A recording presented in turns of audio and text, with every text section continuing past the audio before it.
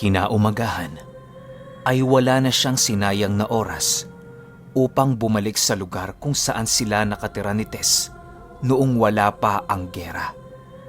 Isinama na din niya si Mona gawa ng walang magbabantay sa kanyang anak doon sa kubo niya. Pagdating niya sa kanilang dating nayon, ay nagulat si Lolo Ruben dahil naroon pa rin ang kanyang dating mga kakilala. Nadatnan niya pang pinaglalamayan ang kapatid ni Tess sa bahay nito. Agad namang tinungo yun ni Lolo Ruben upang makiramay na rin sa pagpanaw ni Rowel. Habang nakikiramay sila Lolo Ruben, ay pahigpit na ng pahigpit ang kapit ng kanyang anak sa kanya. Kahit mga kakilala nila ang mga naroon, ay wala ni isa sa mga yon ang kumakausap sa kanila na para bang hindi sila nito nakikita. Hinayaan lang naman yon ni Lolo Ruben sa kadahilanang nakakaamoy na siya ng kakaiba sa lugar na yon. Animoy, alam ng mga ito na siya ang pumatay sa kapatid ni Tess. Nang di na nakatiis si Lolo Ruben, ay lumabas na siya kasama ang kanyang anak. Binalikan na lang nila ang lugar na dati nilang bahay upang bisitahin yon. Nadatnan nila Lolo Ruben ang dati nilang bahay na halos lamunin na ng kalikasan dahil sa tagal ng panahon. Sa bawat hakbang na ginagawa ni Lolo Ruben papalapit dito, ay siya namang pagbalik ng mga alaalang kasama niya si Tess. Doon din mas lalo pang lumakas ang pagnanais ni Lolo Ruben na hanapin ang kanyang nawawalang asawa. Naniniwala siyang buhay pa yon dahil yon ang sabi ng panaginip niya. Ben, mag-iingat ka. Merong mali sa lugar na ito. Wika ni Artos sa kanyang isipan. Agad namang napatigil si Lolo Ruben nang marinig niya ang wika ng kanyang gabay. Ilang minutong pagpaparamdam ni Lolo Ruben sa lugar na yon, ay bigla siyang may nasipat na mga kaluluwang naglalakad sa lugar. Umihip din ang napakalamig na simoy ng hangin at sinabayan ng paghalik ng ulap sa lupang kinaroroonan nila Lolo Ruben. Matapos yan ay nag-umpisa ng umiyak si Mona dahil sa takot nitong nadarama. Pag-alis ng mga ulap na yon, ay biglang nadapo si Lolo Ruben sa mundo ng mga engkanto. Kasama niya si Mona na siyang labis niyang ikinagulat. Di niya lubos sukat akalaing makakalakbay din at papahintulutan ang kanyang anak sa mundong yon. Nalaman niyang naroon na sila sa mundo ng engkanto, gawa ng napakaraming mutyana ang nakikita niya doon. Agad niya namang tinawag ang kanyang mga kasangga upang masamahan siya nito sa kanyang paglalakbay. Ben, bakit ka nakabalik dito? Tanong ni Haring Rufus paglitaw nito. Di ko din alam, Haring Rufus. Hindi ko lubos maisip na isa palang lagusan ang nilakaran namin ng aking anak kanina. Sagot naman ni Lolo Ruben. Wala nang nagawa ang mga ito kung hindi ang magpatuloy sa kanilang paglalakbay doon sa mundo ng mga engkanto. Pero sa pagkakataong ito, ay kabilang panig na sila ng mundong yon. Ang lugar na kung nasaan ang lahat ng uri ng masasamang engkanto. Gulat na gulat si Lolo Ruben, maging ang hari ng mga engkanto, dahil alam nilang napakadelikado ng lugar na yon. Lahat ng uri ng mga nilalang sa lugar na yon ay ubod ng sama at walang makikitang kabutihan sa mga ito. Mababagsik din ang mga nilalang na nasa kabilang panig ng mundong yon, ayon sa hari ng mga engkanto.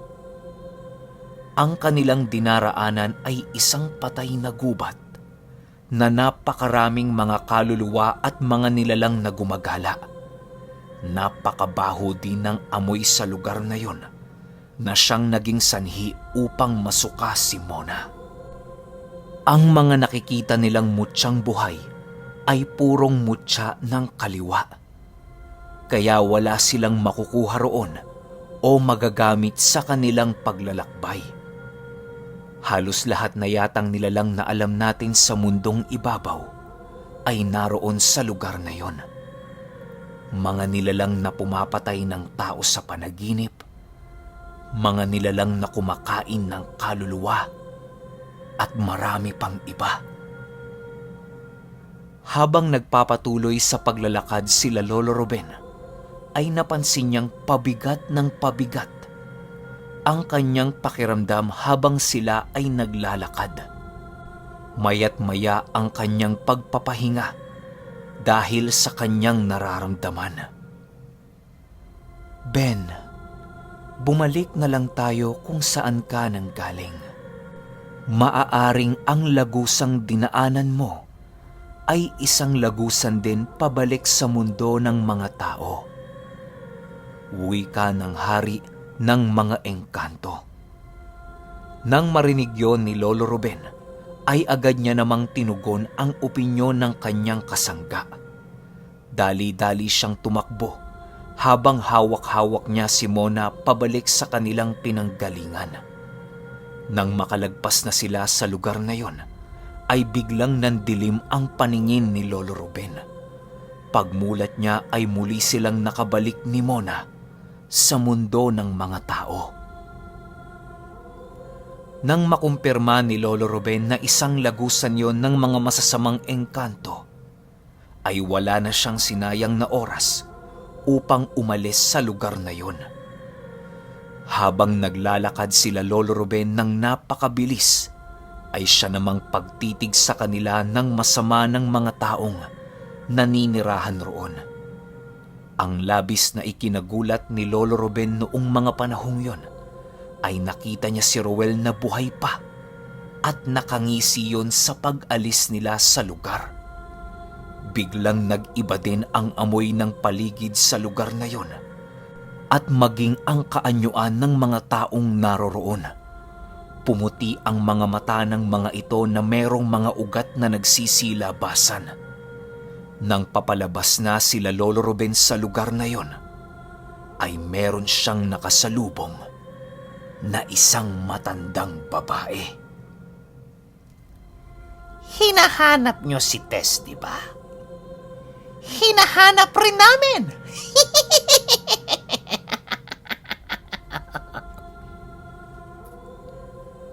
Wika ng matandang babae. Hindi na yon pinansin ni Lolo Ruben at itinuon niya na lamang ang kanyang wisyo sa paglalakad papaalis sa lugar na yon. Hawak-hawak niya si Mona sa kaliwang kamay at hawak-hawak rin niya ang kanyang punyal sa kanyang kanang kamay. Nang sumapit ang gabi, gumawa si Lolo Ruben ng pansamantalang masisilungan ni Mona upang maging ligtas yon sa mga masasamang nilalang. Nakapagdesisyon na si Lolo Ruben noong mga panahong yon na ubusin ang mga masasamang nilalang na naroon sa lugar na yon. Sumapit ang gabi ng mismong araw na yon at ikinarga na ni Lolo Ruben ang kanyang baluting may katagalan na niyang hindi nagagamit. Nang makapaghanda na siya ay iniwan niya si Monang natutulog na punong-puno ng pangontra sa lahat ng nilalang na merong bahid ng kasamaan. Pagdating ni Lolo Ruben sa dati nilang lugar, ay doon nakita niya ang mga taong kakaiba ang ginagawa sa kani-kanilang mga sarili. Animoy naging isang baryo na yon ng mga taong pinaghalo-halo ang uri at angkan. Nadatnan ni Lolo Ruben ang mga yon na merong ginagawang kakaiba. Ang bawat isa sa mga yon ay merong kanya-kanyang ginagawa. Si Ruel ay naghuhukay sa lupa. Ang iba naman ay nagpapahid ng mga langis, gumagawa ng mga ritual, pumupugot ng ulo ng taong biktima nila nung mga oras na yon. Pero ang ikinatakot ni Lolo Ruben ay ang taong nasipat niyang halos kasing laki ng isang bahay. Gulat na gulat si Lolo Ruben dahil hindi niya akalaing ganun karaming iba't ibang uri ng nilalang ang naroroon. Wala na siyang pagpipilian ng mga oras na yon kung hindi ang tawagin ang kanyang kasangga at ang kanyang gabay. Pagtawag ni Lolo Ruben ng kanyang gabay ay siya namang pag-iba ng mga kaanyuan ng mga taong naroroon. Ang nakita ni Lolo Ruben na taong singlaki ng bahay ay nag-iba ang anyo. Naging maputla ang buong katawan nito at humaba ang katawan. Nagsilabasan ang mga tadyang ng taong yon at tinubuan ng mga matatalas na pangil. Nagsihabaan din ang kuko ng nilalang na yon at unti-unting nagsilabasan ang mga kalamnan nito sa binti at braso. Halos malaglag na rin ang panga ng nilalang na yon dahil sa abnormal na laki nito. Lubog na rin ang mga mata ng nilalang na yon. Matapos nitong makapagpalit ng anyo, ay agad itong sumugod sa kinaroroonan ng mga kasangga nila Lolo Ruben. Animoy isang hayop yon na hindi nakakakilala ng nilalang na mas malakas sa kanya. Paglapit nito kay Lolo Ruben ay biglang sinalagyon ni Artos. Kasabay ng pagsalag ni Artos sa nilalang na yon ay ang pagtagos ng kanyang espada sa dibdib ng nilalang na yon. Matapos yan ay biglang lumiyab ng lumiyab ang espada ng cherub na gabay ni Lolo Ruben hanggang sa magkaroon ng napakalaking butas sa dibdib ng nilalang na yon. Agara naman ang pagbagsak nito sa lupa nang wala ng buhay. Anong akala niyo sa akin? Ordinaryo pa rin? Wika ni Lolo Ruben. Dahil sa nasilayan ng mga nilalang na naroroon, ay labis-labis na lamang ang galit ng mga ito dahil sa ginawa ni Lolo Ruben. Animoy hindi yun nasindak kahit isang cherubim ang gabay ni Lolo Ruben. Nagsisisigaw ang mga yon na para bang merong tinatawag. Hanggang sa biglang merong lumabas na mga nilalang doon sa dating tinitirhan nila Lolo Ruben. Nanggaling pa ang mga nilalang na yon sa mundo ng mga engkanto na siyang labis na ikinabahala ni Lolo Ruben. Kitang-kita sa mga nilalang na yon na wala itong kinakatakutan kahit anong antas pa ang nilalang na kanilang kalaban. Nakasakay ang mga yon sa isang hayop na malayong malayo sa ordinaryong hayop na alam natin. Animoy isang asong umaapoy ang sinasakyan ng mga ito na merong 8 paa. Sa bawat paglakad ng hukbong yon ay ang pagkalat naman ng salot sa kapaligiran. Animoy umuulan ng mga abo at nagkakaroon ng kulay berdeng hangin sa lugar na yon. Nang makalapit na yon sa grupo ni Lolo Ruben, ay bigla silang tumigil. Agad na lumusob ang isang nakasakay sa malaasong nilalang habang nagwiwika yon ng lengguaheng hindi maintindihan ni Lolo Ruben. Ikinukumpas rin ito sa itaas ng kanyang ulo ang kanyang sandatang nagbabaga. Nang matapos na ito sa kanyang pangungusap, ay agad itong sumugod kay Lolo Ruben.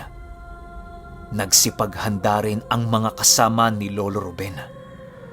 Pagtama ng punyal ni Lolo Ruben at ng nilalang na yon, ay para bang hinihigop ang kanyang kaluluwa ng sandatang hawak nito.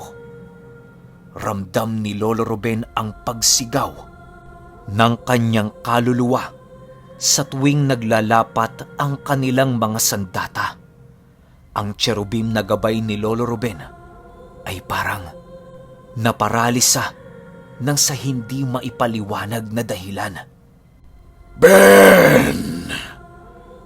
Mga demonyo yan! Tumakas ka na!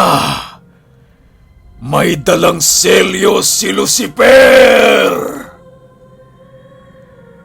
Sigaw ni Artos habang unti-unti itong naglalaho. Ang mga kasangga naman ni Lolo Ruben ay masyado nang nahihirapan dahil sa pakikipaglaban sa mga nilalang na yon. Wala na silang pagpipilian nung mga oras na yon kung hindi ang makipaglaban. Hanggang sa ilang minuto pa lang ang lumipas at biglang tumagos sa kamay ng tikbalang ang sandata ng kanilang kalaban. Sinalagyo ng tikbalang dahil pinagtutulungan na ng mga ito si Lolo Ruben. Matapos yan ay agad namang tumagos ang isa pang sandatang sumugod sa tikbalang na siyang naging sanhi ng kamatayan nito. Hindi na yon nakapagsalita at tanging isang hingang malalim na lang ang nabitawan nito. Nakahawak pa yon sa balikat ni Lolo Ruben noong papadapa na yon sa lupa. Paghandusay ng tikbalang sa lupa ay agad naman itong naglaho.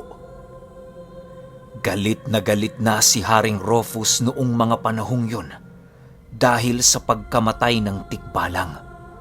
Marami na rin silang napapaslang sa grupong yon, pero hindi yun sapat upang tuluyan nilang magapi ang mga ito. Patuloy pa rin sa pakikipaglaban sila Lolo Ruben kahit alam nilang dehado na sila sa laban. Napapalibutan na sila ng mga nilalang na yon na siyang ikinahirap ng kanilang labanan. Ang berdugo noong mga panahong yon ay napakarami ng sugat na natamo dahil sa lakas ng kanilang mga kalaban. Ganon din ang hari ng mga engkanto na nasa estado na ng kanyang pinakamalakas na anyo. Hanggang sa dumating ang oras na pinagtulungan ang dambuhalang kaanyuan ng hari ng mga engkanto. Unti-unting lumiyab ang hari ng mga engkanto hanggang sa makabalik ito sa kanyang tunay na kaanyuan. Nang makabalik na ang hari ng mga engkanto, ay pinaulanan niyo ng saksak ng mga nilalang na kanilang kalaban. Nilapa din niyo ng asong sinasakyan ng mga nilalang na yon. Ben! Patawad! Hanggang dito na lamang ang pagtulong ko sa'yo. Naway, hindi mo ako makalimutan. Sigaw ng hari ng mga engkanto habang dinadala siya sa karimlan. Ang berdugo namang kasangga ni Lolo Ruben ay napaupo na lamang sa lupa habang unti-unting naglalaho. Indikasyon yon na tuluyan ng napaslang ang hari ng mga engkantong kasangga ni Lolo Ruben. Nabanggit na kasi yan sa kanya dati ng hari ng mga engkanto na iisa ang buhay nila ng berdugong yon. Kapag siya ay namatay, ay tiyak ding mamamatay ang berdugo. Sa pagkakataong ito, ay tanging si Lolo Ruben at si Haring Rufus na lamang ang natirang buhay na nakikipaglaban. Lumipas pa ang oras at wala na silang kakayahang lumaban pa. Nakahandusay na ang hari ng baylan na sunog ang buong katawan. Ganon din si Lolo Ruben na unti-unti nang nagkakaroon ng mga kulubot sa kanyang mga kamay. Paglapit ng mga nilalang na yon, ay hinataw nito ng hinataw si Lolo Ruben ng kanyang sandata. Sa bawat paghataw kay Lolo Ruben na nagbabagang sandatang yon, ay siya namang paghigop ng kanyang kaluluwa. Nagsisisigaw na siya noong mga panahong yon dahil sa sakit na kanyang nararamdaman. Matapos yan ay nilagyan si Lolo Ruben ng simbolo ng demonyo sa kanyang dibdib. Nagsasalita ang nilalang na yon habang inuukit yon sa katawan ni Lolo Ruben. Hanggang sa natapos na ito at biglang napatawa ng napakalakas. Nang akmang papatay na si Lolo Ruben ng nilalang na yon, ay bigla na lang merong sumanggang tungkod dito ng isang panauhin. Tiyak na ang kamatayan ni Lolo Ruben noong mga panahong yon dahil lusaw na ang kanyang baluti. Pagsangga ng tungkod ng panauhing yon, ay biglang napaatras ang nilalang na humataw ng sandata kay Lolo Ruben.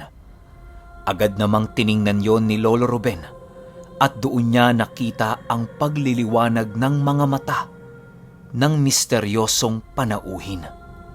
Nang masikatan yon ng buwan, ay doon na aninag ni Lolo Ruben na si Tess na kanyang asawa ang lumigtas sa kanya. "Ruben, pasensya ka na't nahuli ako ng dating," wika sa kanya ni Tess. Matapos nitong magsalita ay meron itong inilabas na isang bato at agad din namang naglaho. Pagbalik ni Tess noong mga panahong yon, ay biglang merong humigop na hangin sa lahat ng nilalang na naroroon. "Hindi mo talaga kakayanin ang mga yan, Ruben, dahil mga kawal yon ni Satanas. Ang tanging makakatalo sa mga yon ay ang gabay mo. Pero sa kasamaang palad ay nakapaghanda pala ang mga mandirigma ng impyernong nakaharap mo.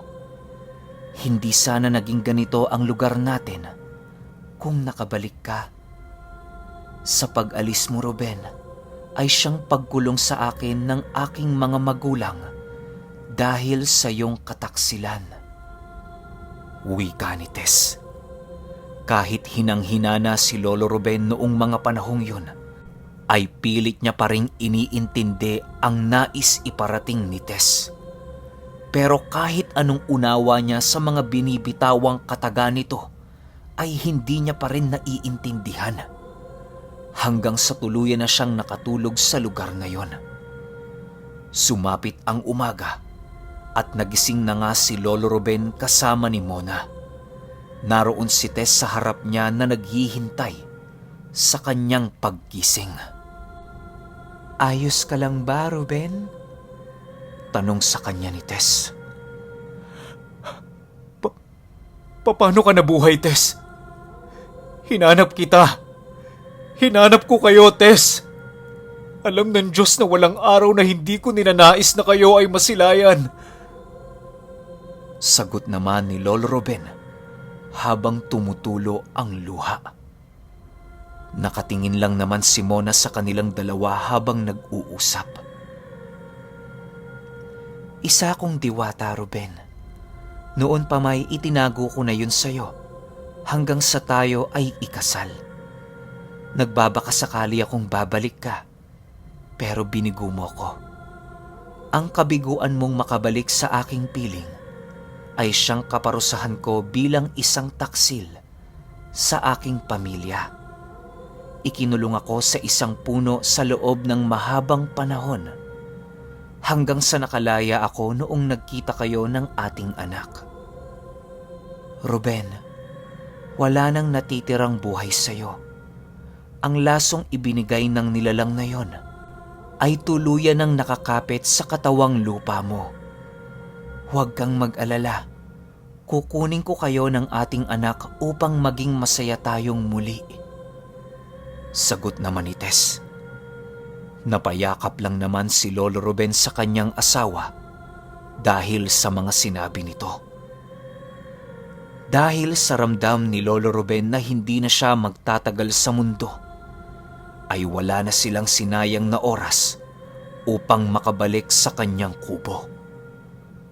Pagdating niya sa kanyang kubo ay agad niyang kinausap si Lolo Enteng dahil sa yun lang ang naroroon.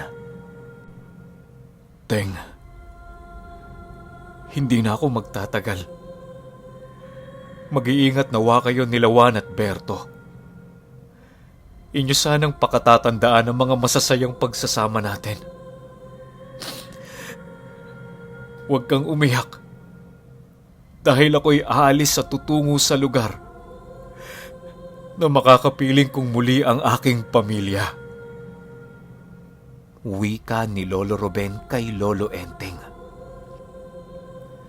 Napahagulgul lang naman si Lolo Enteng sa iyak dahil sa sinabi ni Lolo Ruben. Halos hindi niya mawari kung bakit magtatapos ng maaga ang buhay ng isa sa pinakamatalik niyang kaibigan. Matapos nitong makapagsalita ay kumain muna sila Lolo Ruben hanggang sa pinauwi na siya nito. Bago tuluyang umuwi si Lolo Enteng, ay idinikit ni Lolo Ruben ang kanyang noo sa noo ni Lolo Enteng. Doon ay nasaksihan rin ni Lolo Enteng ang lahat ng pangyayaring nadaanan ng buhay ni Lolo Ruben. Maging ang itsura ng asawa ni Lolo Ruben ay nakita na rin ni Lolo Enteng. Matapos nitong makita ang mga pangitaing yon, ay agad namang umuwi si Lolo Enteng upang tawagin ang kanyang mga kaibigan na pumunta sa kubo ni Lolo Ruben. 2 oras lang ang lumipas at nadatna ng mga magkaibigan na wala ng buhay si Lolo Ruben. Yakap-yakap yun ni Mona habang patuloy sa pag-iyak. Wala nang nagawa ang magkakaibigan kundi tanggapin ang sinapit ni Lolo Ruben. Paglapit nila rito ay pansin nilang namatay yun ng masaya dahil sa masaya nitong muka nung pumanaw yun. Halos mamatay-matay sa kakaiyak ang magbabarkada dahil sa nangyari kay Lolo Ruben. Nang matapos na ang lamay, ay agad naman nilang inilibing yon sa isang malaking puno, di kalayuan sa kanyang kubo. Nung matapos na ang naganap na paglibing, ay inanyayahan ni Lolo Enteng si Mona na tumira sa kanilang tahanan. Pero hindi yun pinaunlakan ni Mona at ninais na lang nitong tumirang mag-isa sa kubo ni Lolo Ruben. Hanggang sa lumipas ang ilang buwan at sumunod na rin si Mona kay Lolo Ruben. Nadatnan ito nila Lolo Enteng na nakahandusay sa loob ng kanilang papag na merong nagsisulputang nuno sa punso. Lumipas ang ilang taon at paminsan-minsan ay napapanaginipan ni Lolo Enteng si Lolo Ruben. Ayon sa kanya na nakikita niya na yon na masaya kasama ang kanyang pamilya. Kahit wala na sa kanila si Lolo Ruben, ay patuloy pa rin ang pagiging magkakaibigan nung tatlo. Kapag nag-iinuman sila, ay walang nakikisaling hindi nila kilala. Mas gusto kasi nilang mag-inuman na sila lang dahil sa lubos na nilang kilala ang ugali ng bawat isa. Pinili rin nilang uminom lagi sa sirang kubo ni Lolo Ruben upang kahit papaano'y maramdaman nila ang presensya nito. Hanggang sa dumating ang araw na namatay na rin si Lolo Berto dahil sa sobrang pag-iinom. Ganon din si Lolo Juan nitong nakaraang taon lang. Hanggang dito na lamang ang kwento ni Lolo Ruben. Maraming salamat sa lahat ng sumubaybay at nagmahal sa kwento nating pinamagatang Lolo Ruben.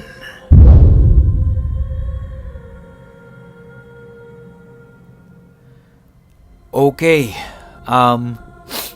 grabe, naiyak ako rito. Nahirapan ako, may part na nahirapan ako mag-narrate. Doon pa lang sa part na isa-isang namamatay yung mga kasangga niya. Yung hari ng mga engkanto, yung tikbalang, tas yung cherubim, yung nagpaalam sa kanya, yung huling linya nun, na pinapaalis na siya kasi nga hindi maganda yung sitwasyon kung nasan sila ng anak niya eh. Hindi maganda yung sitwasyon kung nasan silang grupo eh. Grabe, naiyak ako lalo na nung binanggit ko yung kamatayan ni Lolo Ruben. Sobrang sakit. Ang sakit sa akin. Kasi dumaan pa ako dun sa proseso na nagnoon sa noo si Lolo Enteng tsaka si Lolo Ruben. Nai-imagine nyo ba yung dalawang magkaibigan tinapat yung parehas na noo nila na parang nagpapaalam na sila. Tas mababasa ko na kinaumagahan lang patay na kagad si Lolo Ruben. Grabe. Sobra akong nalungkot sa kwento. Pero napakaganda, sobrang ganda ng kwento na to. Wala akong masabi. Saludong-saludo talaga kay Lolo Ruben. Bilang pagtanaw kay Lolo Ruben at sa mga kaibigan niya, ilalagay ko sa dulo ng video yung picture kung saan sila dati nakatira, si Lolo Ruben at si Lolo Enteng. Yun lang. At kung gusto nyo nga pala, comment kayo ng Lolo Ruben lang malakas kung gusto nyong gumawa ako ng isang buong video mula sa pinaka-unang kwento nito, yung kasama pa niya si Maestro Inko, hanggang dito sa finale ng Lolo Ruben. Comment kayo Lolo Ruben lang malakas. Yun lang. Hanggang sa susunod na kwento. Salamat.